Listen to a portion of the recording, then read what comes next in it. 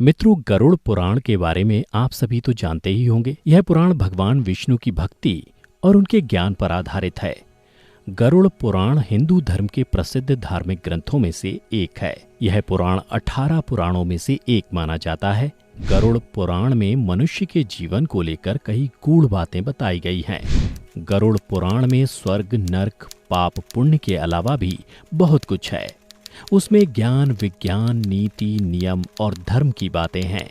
गरुड़ पुराण में एक ओर जहां मौत का रहस्य है, तो दूसरी ओर जीवन का रहस्य छिपा हुआ है। गरुड़ पुराण से हमें कई तरह की शिक्षाएं मिलती हैं। गरुड़ पुराण में मृत्यु के पहले और बाद की स्थिति के बारे में बताया गया है। परंतु अक्सर इस पुराण के बारे में सुनने को मिलता है कि किसी भी जीवित मनुष्य को इसे नहीं पढ़ना चाहिए। इतना ही नहीं, अधिकतर लोगों के मन में ये भय बैठा दिया गया है कि अगर कोई जीवित मनुष्य इस पुराण को पढ़ता या अपने पास रखता भी है, तो उसके जीवन में हर समय अशुभ घटनाएं घटती रहती हैं। लेकिन दर्शकों, मेरी माने तो ऐसा नहीं है, क्योंकि आज हम गरुड़ पुराण के बारे में आपको एक ऐसा रहस्य बताने वाले हैं जिसे जानने के बाद आप इस भय से मुक्त हो जाएंगे कि जीवित मनुष्य को यह पुराण पढ़ना चाहिए कि नहीं।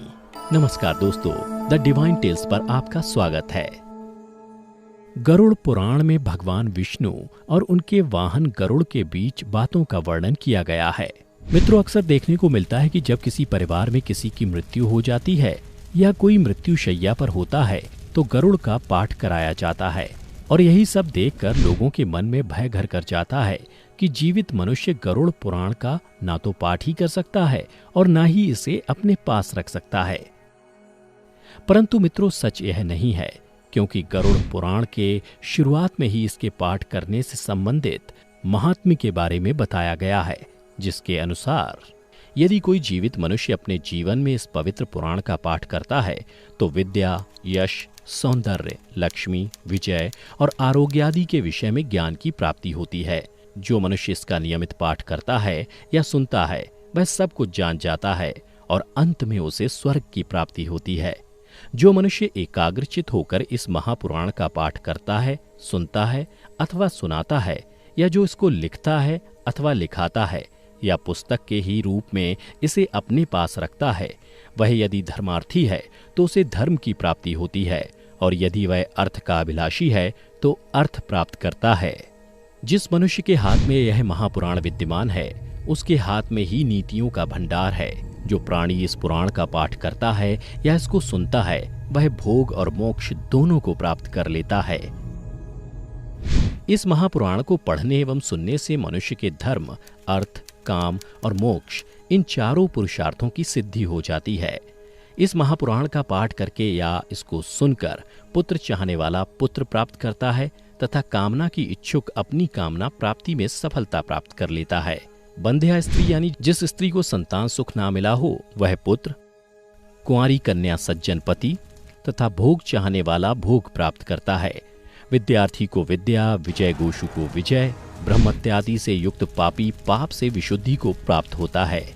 इतना ही नहीं, मंगल कामना करने वाला व्यक्ति अपना मंगल, गुणों का इच्छुक व्यक्ति गुण, काव्य करने वाला अभिलाषी मनुष्य कवित्व शक्ति और जीवन का सार तत्व चाहने वाला व्यक्ति सार तत्व प्राप्त करता है। ज्ञानार्थी संपूर्ण संसार का मर्दन करने वाला ज्ञान प्राप्त करता है। पक्षी श्रेष्ठ गरुड़ के द्वारा कहा गया यह गरुड़ पुराण धन्य है। यह तो सबका कल्याण करने वाला है। जो मनुष्य इस महापुराण के एक श्लोक का पाठ करता है, उसकी अकाल मृत्यु नहीं होती। इसके मात्र आधे श्लोक का पाठ करने से निश्चित ही शत्रु का क्षय हो जाता है। इसलिए यह गरुड़ पुराण मुख्य और शास्त्र सम्मत पुराण है। विष्णु धर्म के प्रदर्शन में गरुड़ पुराण के समान कोई दूसरा पुराण नहीं है। जैसे देवों में जनार्दन श्रेष्ठ हैं, वैसे ही पुराणों में यह गरुड़ पुराण हरि के तत्व निरूपण में मुख्य कहा गया है।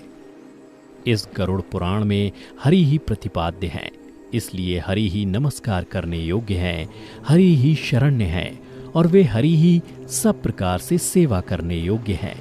यह गरुड़ पुराण बड़ा ही पवित्र और पुण्यदायक है। यह सभी पापों का विनाशक एवं सुनने वालों की समस्त कामनाओं का पूरक है।